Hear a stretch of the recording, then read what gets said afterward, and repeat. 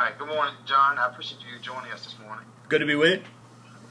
We're not going to keep you long. I just want to talk to you. I'd just like you to share with the group just a couple of finer points, particularly how your PLN has helped you grow as an administrator and how your growth has helped me grow and our PLN grow as an administrator. Yeah. To start us off with, would you tell us a little bit about the EdFocus chat? Sure. EdFocus is a chat. It's a book club. It's all done through Twitter. And that got started, I want to say last August or so. And we read the book Focused by Mike Schmoker, and that's kind of how the group got named. We named it after that book, and we've read maybe 11 or 12 books since then. We read about a book a month. Sometimes it's been a little bit more because we've read a couple of shorter titles. But basically, it's a group of administrators from around the country. You're involved down in North Carolina. Justin Tart, who actually got the group started, is from Missouri. Bill Burkhead's from Massachusetts. Sam is from New Jersey, and Mike is a principal in North Dakota. And so really, and I'm in Michigan, and so that we're kind of the regulars, and then other people kind of filter in and out depending on the topic. But it got started in August, and basically it's just a professional book club, and we get together and we talk about the titles and talk about how that impacts our practice and how it, kind of share some ideas that way. And it's been good. Number one, everybody starts out the year with the goal of reading more books, and it's been actually good to help keep me at least on track with, okay, I got to get my reading done. So it's been a nice accountability piece. But the other side of it is just swapping ideas with people and learning from people from around the country. We have a good group here in Michigan where I work, but the truth is you can always grow and you can always gain more from others. And so the bigger your network, the more you learn. The more you learn, the more you're thinking and the better your organization does. I think if we're going to be the leaders of learning organizations, if we're going to be about learning for kids, we got to be about learning for adults too. And we got to walk the talk and be the example that we hope to see from the rest of our staff. That's actually a great point. Great segue to the next talking point that I had about sharing and about learning from each other. Right. I remember, and I don't remember exactly the book, but I remember the chat, and we started talking about parental involvement and what are some efforts and things that we do to keep our parents involved. And it was a lively chat that night, and it inspired you to create a post, and actually a post and a plan for next year. Would you share a little bit about that with the group? Well, our current reality, I think everybody that's on Twitter and participating is operating out of what their reality is. My current reality is that I am the principal of a middle school, and my population comes from our downtown area and our outskirts of our community. We're one of 3 middle schools, and we're out in a rather remote part of our district where it's not very built up. And so for us, we're out here by ourselves, and sometimes we get into a little bit of a struggle to get our parents to come in, and we get a little bit of a struggle to kind of boost up our community involvement, because for people who are coming from downtown, to our building, you're talking about a 10-minute trip, give or take. And so for us, my reality as the principal of this school is I believe in community relationships. I believe in getting parents involved. But the truth is some logistics get in the way of that. And so I have to be thinking about what could I do? Well, how could I get parents more involved? How could I get parents here into the building to participate? And so we were having a chat on EdFocus. I don't recall which book it was, but one of the books that we talked about had a community involvement piece, and I started asking some questions about what some other people were doing, and some people threw back some ideas. You were one who had done some parent walkthroughs in your building where you had parents come in and do some instructional rounds with you, and that kind of resonated. And then there were some other people that threw out some other things that, some of them stuck and some of them wouldn't work for me.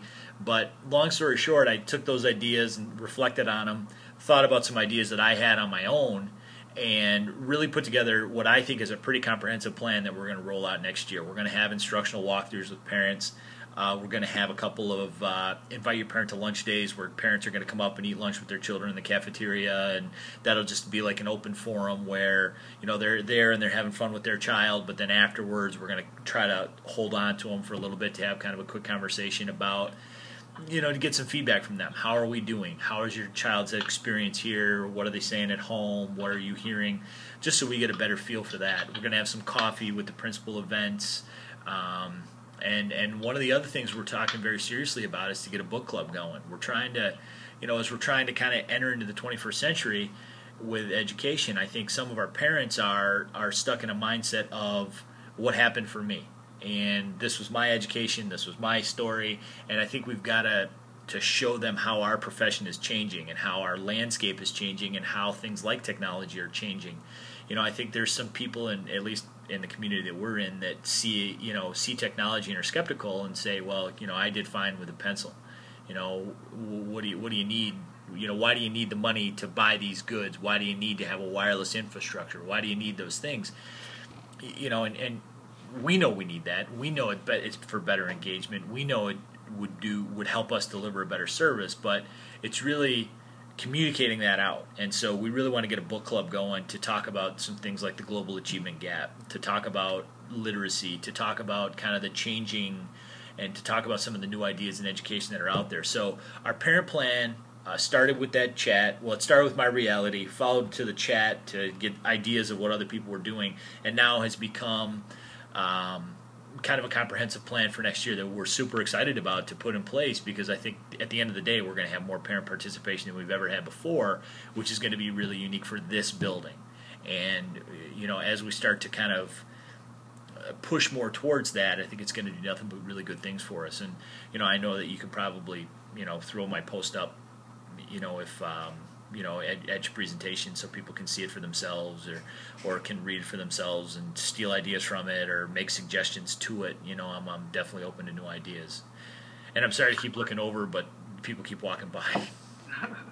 Well, that's no problem. And you can bet that I have dedicated a whole page, a couple minutes to talk about that post and this experience. Again, we're going to go into a lot more detail here. Good.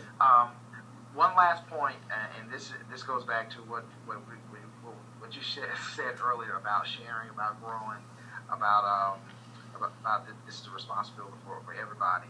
Mm-hmm. You've had a very unique experience and a unique initiative in your district, particularly with your administration, and you've used Twitter and some other tools for your professional learning network development in your district. Could you talk to us a little bit about that? We work in Michigan. We're organized. Each community has their own school district, which is different from some other states. And then we're broken up, just like everywhere else. We're broken into counties.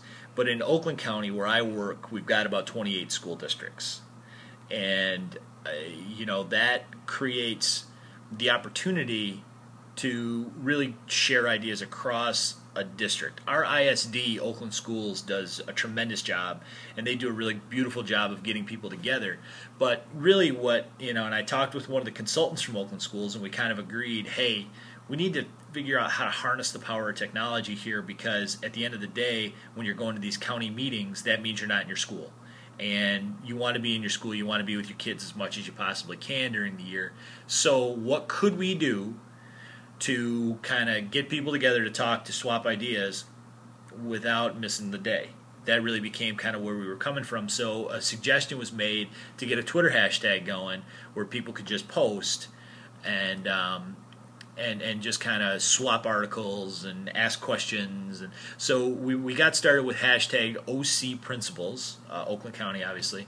And, we had some people there who were posting questions. We had some people sharing articles. We had some people getting involved. And slowly but surely, we had more people getting involved. So one day I put it out there in about January to say, what if we had a chat, local chat, OC Principals? And, because I have connections nationally via Twitter, we had some national people jump in, and I think you jumped in on one of them, and I know Bill Burkhead from Massachusetts jumped in on a couple, but it was just a great way to get everybody together to swap out ideas. So we had a chat about Tier 1 instruction as part of the RTI process. What's great Tier 1 instruction? What's it look like in your building?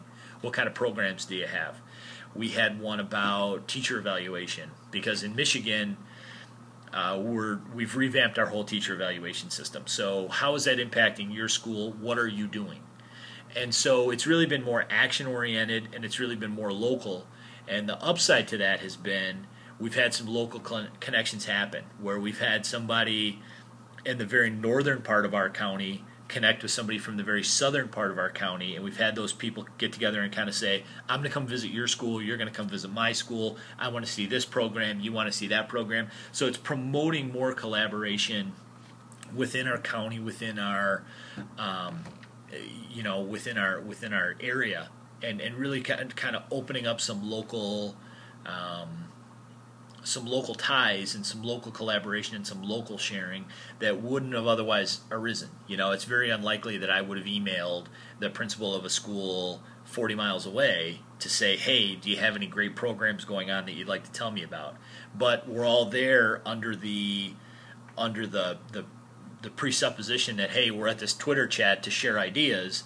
We all start sharing ideas, and the next thing you know, I'm connected with a principal from Farmington who's saying, we've got this math program going, and it's really going well. So, it's really opened up some doors that otherwise wouldn't have been, and that's been a real plus.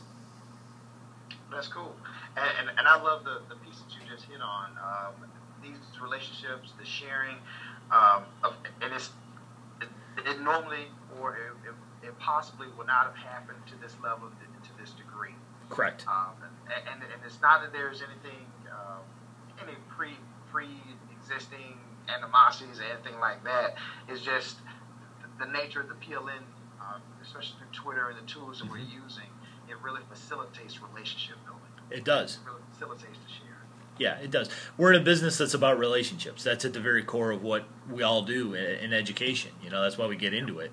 And so it's just another, Twitter just opens the possibility of creating those relationships on a bigger scale. More relationships, more learning.